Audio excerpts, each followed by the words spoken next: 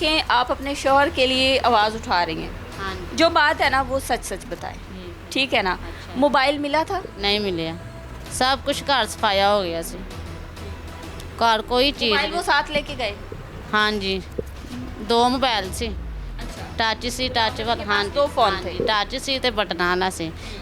बटना टच सी जो मैं घर आई कुछ भी नहीं लभा, घर जार जूड़ बन गया। मैं हम सजावट थोड़ी बातें की है तो घर कोई चीज़ नहीं पई है, सारा कुछ लुट लटा के लैके USB सी वो भी लै गए ने, सारा कुछ लै गए ने।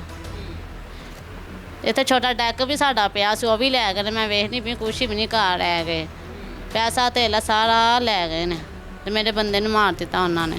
इस घर में आप दोनों मियाँ बीवी और बच्चे रहते हैं? हाँ जी, बस? हाँ जी, हाँ जी, ऐसे बच्चे और असी दोवें रहने, कोई नहीं सी आंदा जांदा बस। बहनों को भी कुछ नहीं पता, आपको भी कुछ नहीं पता, किसके साथ बैठता था, क्या करता था, कौन आए, कैसे ये सब कुछ हुआ, कुछ भी नहीं पता। लास्ट की हालत बहुत खराब सी, वेखण वाली नहीं सी हैगी। मूँह खराब, मूँह बदल दिता, नज़र नहीं सी आंदा, जुबान बाहर, बुल ਵੱਡੇ ਵੱਡੇ हो गए, मूँह ते छाले बन गए, जिवें तेज़ाब डोलिया मूँह उबड़ गया सी ओहदा, पूरा जिसम फुल गया सी, पूरा जिसम फुल गया, दाने ਵੱਡੇ ਵੱਡੇ बन गए, तेज़ाब डोल डोल के हाल प्याला किया, एंड ते फांसी ला दी, पता लगे खुदकुशी की है। सारे बंदा कहते खुदकुशी नहीं इन्हें की, किसी ने मार के लटका दिता, साफा मोटे तो उंज साफ पिया है। सारे आई कहते बहुत बुरा हाल सी, लाश का वेखण ਜਿਹੜੀ ਰੱਸੀ ਨਾਲ ਲਟਕਾਇਆ ਹੋਇਆ ਸੀ ਉਹ ਰੱਸੀ ਘਰ ਸੀ ਪਹਿਲੇ? नहीं नवीं नहीं ਉਹ ਰੱਸੀ ਸੀ ਉਹ ਵਾਲੀ, ਜਿਵੇਂ ਹੁਣ ਬਾਜ਼ਾਰੋਂ ਨਵੀਂ ਲਿਆਂਦੀ ਰੱਸੀ ਨਵੀਂ ਸੀ, ਐਂ ਦੀ ਸਾਡੇ ਘਰ ਰੱਸੀ ਨਹੀਂ ਸੀ ਹੈ। ਮੇਰਾ ਬੰਦਾ ਪਹਿਲੇ ਬਾਹਰ ਲੋਕਾਂ ਦੀ ਕੁਰਬਾਨੀਆਂ ਕਰਦਾ ਹੁੰਦਾ ਸੀ, ਉਹਨਾਂ ਦੇ ਕੋਲੋਂ ਰੱਸੀਆਂ ਹੁੰਦੀਆਂ ਸੀ, ਸਾਡੇ ਘਰ ਨਹੀਂ ਹੈਗੀਆਂ ਰੱਸੀਆਂ। ਅੱਛਾ ਅਸੀਂ ਕੁਰਬਾਨੀਆਂ ਲੋਕਾਂ ਦੀ ਕਰਦਾ, ਹੁਣ ਵੀ ਕਹਿੰਦਾ ਸੀ ਆਂਦਾ ਮੈਂ ਲੋਕਾਂ ਦੀ ਕੁਰਬਾਨੀਆਂ ਕਰਨੀਆਂ ਨੇ।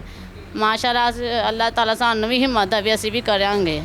ਬਸ ਰੱਸੀ ਸਾਡੇ ਘਰ ਕੋਈ ਵੀ ਨਹੀਂ ਸੀ ਹੈਗੀ, ਰੱਸਾ ਨਵਾਂ ਆਇਆ, ਨਵਾਂ ਨਹੀਂ ਉਹ ਰੱਸਾ ਆਇਆ। ਜਦੋਂ ਮੈਂ ਵੇਖੇ ਨੇ ਕੱਪੜੇ ਸਾਰੇ ਹੁਣ ਭਰੇ ਪਏ ਨੇ, ਕੋਈ ਚੀਜ਼ ਨਜ਼ਰ ਨਹੀਂ ਆਉਂਦੀ। ਅੱਛਾ, ਕੱਪੜੇ ਉਹੀ ਸਨ ਜਿਹੜੇ ਲਾਸਟ ਟਾਈਮ ਦੱਸਿਆ ਤੁਸੀਂ ਕਿ ਜਦੋਂ ਛੱਡਣ ਗਿਆ ਸੀ, ਉਹੀ ਸਨ ਜਾਂ ਚੇਂਜ ਨਹੀਂ ਸਨ? ਕੱਪੜੇ ਚੇਂਜ ਨਹੀਂ ਕੀਤੇ ਸੀ, ਮੈਨੂੰ ਦੱਸਿਆ ਜਾਂਦਾ ਮੈਂ ਅੱਜ ਨਹਾਤਾ ਮੈਂ ਕੱਪੜੇ ਪਾਏ ਨੇ। ਮੈਂ ਕਿਹਾ ਜਿਹੜੇ ਮੈਂ ਇਸਤਰੀ ਕੀਤੇ ਨੇ, ਕਹਿੰਦਾ ਅੱਜ ਮੈਂ ਚਿੱਟਾ ਲਾਚਾ ਪਾਇਆ, ਚਿੱਟੀ ਬਨੈਣ ਪਾਈ, ਇਸ ਤਰ੍ਹਾਂ ਦੱਸਾਂ। ਡੈਡ ਬੋਡੀ ਲਟਕਾਈ ਸੀ? ਹਾਂਜੀ, ਉਸ ਨਾਲ ਕਤਲ ਹੋਇਆ, ਚਿੱਟਾ ਸਾਫਾ ਉਹ ਲਾਚਾ ਬਨੈਣ ਰੈਡ ਸਾਫਾ ਸੀ ਉਹਦੇ ਕੋਲ, ਉਹਦੇ ਨਾਲ ਮਾਰਿਆ ਗਿਆ ਉਹਨੂੰ।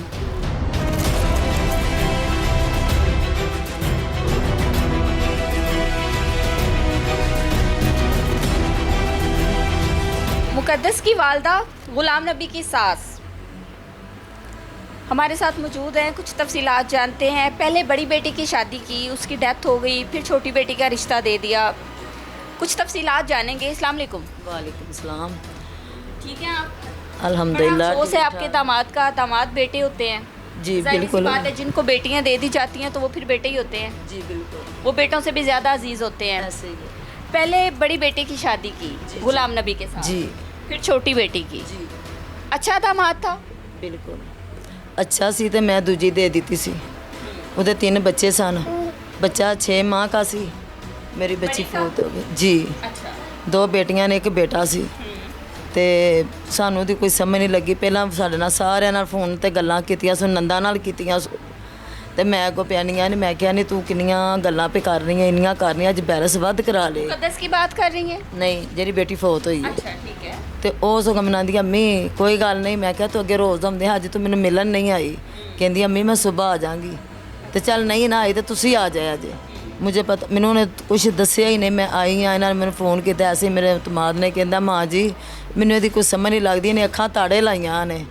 ਤੇ ਮੈਂ ਕਿਹਾ ਇਕਲੇ ਦੋਵੇਂ ਜੀ ਲੜੇ ਨੇ। ਮੈਂ ਕਿਹਾ ਖਸਮਾਂ ਨੂੰ ਖਾਓ, ਦਫਾ ਹੋ ਜਾਓ। ਮੈਂ ਕਿਹਾ ਮੈਨੂੰ ਨਾ ਦੱਸਿਆ ਜੇ। ਕਹਿੰਦਾ ਨਹੀਂ ਮਾਂ ਜੀ ਵੇਖ ਲਵੋ, ਤੁਸੀਂ ਮੇਰੇ ਨਾਲ ਸਹੀ ਗੱਲ ਨਹੀਂ ਕਰਨ ਦੇ। ਮਾਂ ਜੀ ਮੈਂ ਕੁਛ ਨਹੀਂ ਕੀਤਾ।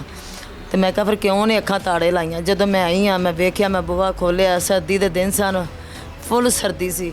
ਮੈਂ ਆ ਕੇ ਵੇਖਿਆ, ਮੈਂ ਪਿੱਟਣ ਲੱਗ ਪਈ। ਮੈਂ ਕਿਹਾ ਵੀ ਹੀਰੇ ਨੂੰ ਕੀ ਹੋਇਆ ਸੀ? ਹੀਰਾ ਆਂਦੇ ਹਾਂ ਜੋ ਨਾਂ ਉਹਦਾ ਗੁਲਾਮ ਨਬੀ ਸੀ, ਪਿਆਰ ਨਾਲ ਹੀਰਾ ਕਹੀਦਾ ਸੀ।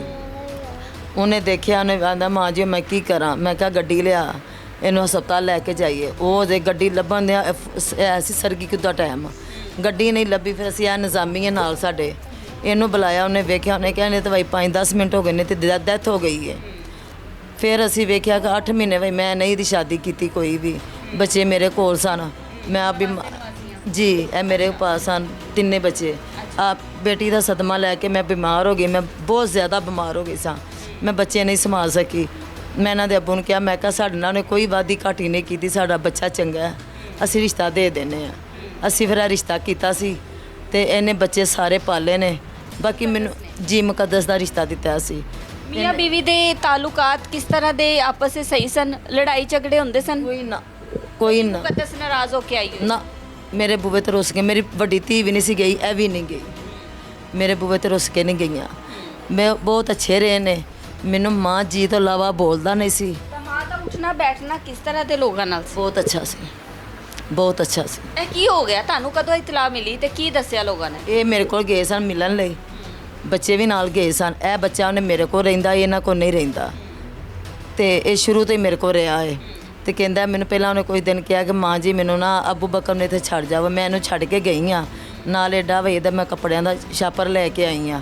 ਇਹ ਬੱਚਾ ਇੱਥੇ ਬਿਮਾਰ ਹੋ ਗਿਆ, ਕਹਿੰਦਾ ਮਾਂ ਜੀ ਮੈਂ ਤੁਹਾਡੇ ਅੱਗੇ ਹੱਥ ਜੋੜਨਾ, ਇਹਨੂੰ ਲੈ ਜਾਓ, ਇਹਨੂੰ ਨਾ ਕੁਛ ਹੋ ਜਾਏ। ਮੈਂ ਬਿਮਾਰ ਨੂੰ ਲੈ ਕੇ ਗਈਆਂ ਜਾ ਕੇ, ਮੈਂ ਤਾਂ ਪੈਸੇ ਪੂਸੇ ਲਾਏ ਨੇ, ਮੈਂ ਤਾਂ ਇਲਾਜ ਕਰਾਇਆ, ਆਪ ਮੈਂ ਲੋਕਾਂ ਦਾ ਕੰਮ ਕਰਨੀ ਆ। ਮੇਰਾ ਮੀਆਂ ਵਡੇਰਾ ਹੈ, ਉਹਨਾਂ ਦੇ ਦਿਮਾਗ ਦਾ ਆਪਰੇਸ਼ਨ ਹੋਇਆ, ਅਸੀਂ ਕਿਰਾਏ ਤੇ ਰਹਿੰਦੇ ਹਾਂ। 7 ਮੇਰੀਆਂ ਬੇਟੀਆਂ ਨੇ, ਇੱਕ ਮੇਰਾ ਬੇਟਾ ਉਹ ਸਾਈਂ ਲੋਕ ਹੈ, ਅੱਲਾ ਨੇ ਦਿੱਤਾ ਹੀ ਇੱਕ ਹੈ, ਤੇ ਸਾਡਾ ਆਸਰਾ ਕੋਈ ਨਹੀਂ ਹੋ ਰਿਹਾ। ਸਾਡਾ ਆਸਰਾ ਜਾਂ ਅੱਲਾ ਹੈ ਤੇ ਜਾਂ ਸਾਡੀ ਆਪਣੀ ਜਾਨ ਹੈ ਬਸ। ਤੇ ਇਹਨਾਂ ਦਾ ਮੈਂ ਸਾਰਾ ਕੁਝ ਕਰ ਕਰਾ ਕੇ ਵੇ ਮੇਰੇ ਇਹ ਬੱਚਾ ਮੇਰੇ ਕੋਲ ਰਹਿੰਦਾ, ਕਹਿੰਦਾ ਮਾਂ ਜੀ ਤੁਸੀਂ ਰੱਖ ਲਓ। ਮੈਂ ਕਿਹਾ ਨਹੀਂ ਬੇਟਾ, ਇਹ ਪੁੱਤਰ ਤੇਰਾ ਹੀ ਹੈ, ਇਹ ਤੁਹਾਡਾ ਵੱਡਾ ਹੋ ਕੇ ਵੀ ਤੁਹਾਡਾ ਵੇ, ਛੋਟਾ ਹੁੰਦਾ ਵੀ ਤੇਰਾ ਹੈ, ਮੇਰਾ ਤੇ ਉਹੀ ਜਿਹੜਾ ਅੱਲਾ ਨੇ ਮੈਨੂੰ ਦੇ ਦਿੱਤਾ। ਮੁਕੱਦਸ ਦੇ ਉੱਥੇ ਜਾਣ ਤੋਂ ਕਿੰਨੇ ਦਿਨ ਬਾਅਦ ਇਤਲਾਹ ਮਿਲੀ ਸੀ? ਇਹ ਮੇਰੇ ਕੋਲ 3 ਦਿਨਾਂ ਬਾਅਦ ਸਾਨੂੰ ਇਤਲਾਹ ਗਈ ਹੈ। ਇਹਦੀ ਜਿਹੜੀ ਵੱਡੀ ਨਨਾਣ ਛੋਟੀ ਹੈ, ਉਹਨੇ ਮੈਨੂੰ ਫੋਨ ਕੀਤਾ ਕਿ ਹਾਲਾ ਜੀ ਹੀਰਾ ਮਰ ਗਿਆ। ਮੈਂ ਕਿਹਾ ਨਹੀਂ ਤੂੰ ਕਿਵੇਂ ਦੀਆਂ ਗੱਲਾਂ ਕਰ ਰਹੀ ਹੈ, ਪਾਗਲ ਹੋ ਗਈ ਹੈ, ਉਹਨੂੰ ਕੀ ਹੋ ਗਿਆ? ਮੈਂ ਕਿਹਾ ਉਹ ਤਾਂ ਚੰਗਾ ਭਲਾ ਸਾਡੀ, ਮੈਂ ਬੱਚਿਆਂ ਦੀ ਗੱਲ ਕਰਵਾਉਂਦੀ ਰਹੀ ਹਾਂ, ਬੱਚਿਆਂ ਸਾਰਿਆਂ ਨਾਲ ਗੱਲ ਕੀਤੀ ਸੂ, ਤੇ ਐ ਨਹੀਂ ਸੀ ਪਿਓ ਨਾਲ ਕਰਦਾ। ਮੈਂ ਕਿਹਾ ਨਾ ਪੁੱਤ ਤੇਰਾ ਅੱਬੂ ਵੇ, ਤੇਰਾ ਪਾਪਾ ਹੈ। ਕਹਿੰਦਾ ਸੀ ਨਹੀਂ ਮੇਰੀ ਅੰਮੀ ਤੂੰ ਵੇ, ਮੇਰਾ ਅੱਬੂ ਉਹ ਵੇ, ਪਾਪਾ ਮੇਰਾ ਉਹ ਵੇ, ਨਾਨੇ ਨੂੰ ਪਾਪਾ ਆਂਦਾ ਹੈ।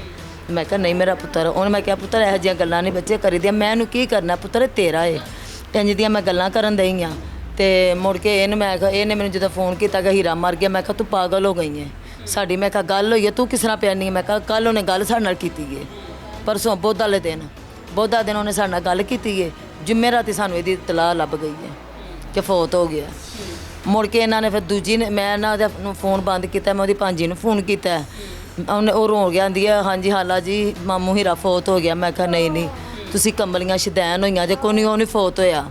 ਮੁੜ ਕੇ ਦੀ ਭੈਣ ਨੇ ਘਰੇ ਦੀ ਬਾਵਲਪੁਰ ਚਿਸ਼ਤੀਆਂ, ਉਹਦਾ ਮੈਨੂੰ ਫੋਨ ਆ ਗਿਆ, ਉਹ ਵੀ ਰੋ ਕੇ ਸੀਗਾ। ਮੈਂ ਕਿਹਾ ਹੈ ਇਹ ਸਾਰੀਆਂ ਭੈਣਾਂ ਨੇ ਇੱਕੋ ਹੀ ਲਫ਼ਜ਼ ਫੜਿਆ। ਮੈਂ ਕਿਹਾ ਹੋ ਗਿਆ ਇਹਨਾਂ, ਮੈਂ ਕਿਹਾ ਉਹ ਤਾਂ ਉਠੋ ਜੁੱਤੀਆਂ ਪਾਓ, ਅਸੀਂ ਕੱਪੜੇ ਵੀ ਨਹੀਂ ਕੋਈ ਵੇਖੇ ਚਾਖੇ, ਅਸੀਂ ਜਿਵੇਂ ਬੈਠੇ ਹਾਂ ਗੰਦੇ ਮੰਦੇ ਅਸੀਂ ਇੰਝ ਹੀ ਟੁਰ ਪਏ ਹਾਂ।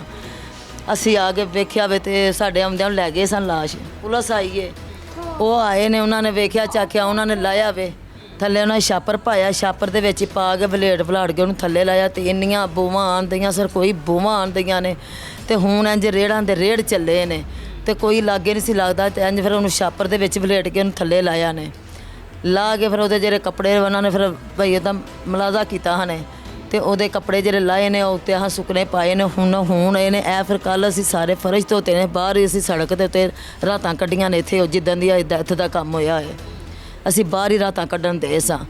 ਤੇ ਫਿਰ ਇਹ ਇੱਧਰ ਤੇ ਬਿਠਾ ਦਿੱਤੀ ਸਾਨੇ, ਤੇ ਫਿਰ ਅਸੀਂ ਇਹਨੂੰ ਕਿੱਥੇ ਬਿਠਾਉਂਦੇ? ਫਿਰ ਬਾਹਰ ਸੜਕ ਤੇ ਨਹੀਂ ਨਾ ਕੋਈ ਆਉਂਦਾ, ਕੋਈ ਜਾਂਦਾ, ਕੋਈ ਆਉਂਦਾ, ਕਿਸੇ ਦੇ ਮੱਥੇ ਤੇ ਨਹੀਂ ਸੀ ਲਾਣਾ। ਤੇ ਫਿਰ ਅਸੀਂ ਉਹਨੂੰ ਕਿ ਨਹੀਂ ਭਾਈ ਅੱਛਾ ਸਮਝਿਆ। ਫਿਰ ਸਭ ਪੁੱਛ ਗਿੱਛ ਕੇ ਇਹਨਾਂ ਨੂੰ ਪਤਾ ਨਹੀਂ ਕਿਹਦੇ ਕੋਲ, ਪੁਲਿਸ ਵਾਲਿਆਂ ਕੋਲ ਜਾਂ ਕਿਹਦੇ ਕੋਲ ਵੀ ਪੁੱਛਿਆ ਨੇ, DSP ਕੋਲ, ਜਿਹਦੇ ਕੋਲ ਪੁੱਛਿਆ ਉਹਨਾਂ ਨੇ ਕਿਹਾ ਭਾਈ ਤੁਸੀਂ ਸਫਾਈ ਕਰ ਲਓ। ਕੱਲ੍ਹ ਫਿਰ ਧੋ ਧਾ ਆ ਗਏ ਤੇ ਫਿਰ ਇਹਨੂੰ ਅੰਦਰ ਬਿਠਾਇਆ ਹੈ।